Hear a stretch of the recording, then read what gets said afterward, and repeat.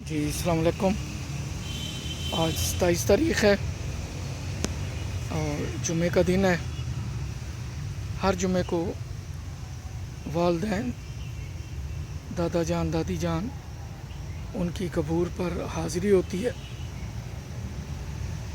اللہ تعالیٰ ان کی مغفرت و بخشش فرمائے، قبر کی منزلیں آسان کرے، روز محشر نبی پاک کی شفاعت سے بہرہ بند فرمائے۔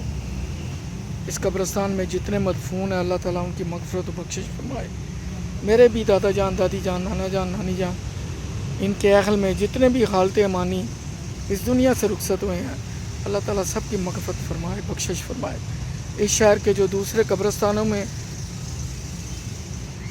دفن ہے، مدفون ہے، دوسرے شہروں میں، دوسرے ملکوں میں، اللہ تعالیٰ سب کی مغفرت و بخشش فرمائے۔ دوسرے ملکوں سے یاد آیا کہ اب میں جہاں کھڑا ہونے لگا ہوں، میری پھوپھی صاحبہ حج سے جانے سے پہلے لاہور سے اپنے والدین کی قبور پر حاضری کے لیے آئیں، تو جہاں میں کھڑا ہوں یہیں کھڑے ہو کے وہ دعا کر رہی تھی، اور ارد گرد دیکھ کے، کیونکہ اس طرف بھی قبور ہیں اور ادھر بھی قبریں ہیں اور میرے الٹے ہاتھ پہ بھی قبور ہیں، تو مزید کوئی جگہ نظر نہیں آ رہی تھی، تو کھڑی کھڑی دعا مانگ رہی تھی اور رو رہی تھی اور اپنے والدین سے مخاطب ہو کے کہہ رہی تھی کہ آپ دنیا میں بھی اکٹھے تھے اور قبرستان میں بھی اکٹھے ہیں، آپ نے کسی کے لیے یہاں جگہ نہیں چھوڑی۔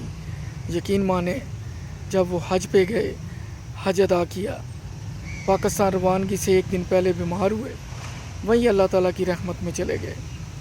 اللہ تعالیٰ نے ان کی دعا قبول کر لی اور وہ جنت البقیع میں مدفون ہے۔ قبولیت کا وقت ہوتا ہے، دعائیں جو سچے دل سے کی جاتی ہیں وہ قبول ہوتی ہیں۔ میرا تو ایمان پختہ ہے، کیونکہ جب وہ دعا مانگ رہی تھی ان کے آنسو بہہ رہے تھے، ہچکیاں تھیں، شاید ان کی آخری ملاقات تھی، انہوں نے بھی دنیا سے رخصت ہو جانا تھا، تو میں سن رہا تھا ان کے الفاظ اور برائی ہوئی آواز ہچکیوں کے ساتھ جو دعائیں مانگ رہی تھی۔ اسی وقت اللہ تعالیٰ کی رحمت جوش میں آئی اور قدرت نے یہ فیصلہ کر لیا کہ آپ میرے گھر میں آئیں، حج کریں۔ حج کے بعد انسان ایسے ہی ہو جاتا ہے جیسے ماں کے پیٹ سے بچہ پیدا ہوتا ہے، گناہوں سے پاک، بالکل۔ تو اللہ تعالیٰ نے اگلے دن ہی انہیں اپنی رحمت میں بلا لیا اور جنت البقیع میں ان کو جگہ مل گئی۔ اللہ تعالیٰ ہمیں بھی نیک عمل کی توفیق عطا فرمائے، اچھے کام کرنے کی توفیق عطا فرمائے۔ جو دیکھ رہے ہیں، جو سن رہے ہیں، سب کے جو دنیا سے رخصت ہو گئے ہیں سب کی مغفرت و بخشش فرمائے۔ اس قبرستان میں جتنے مدفون ہیں، اگر کسی کو بھولوں کی وجہ سے عذاب قبر ہے اللہ تعالیٰ معاف فرمائے۔ اب میں چلتا ہوں اپنے دادا جان کی قبر کی طرف۔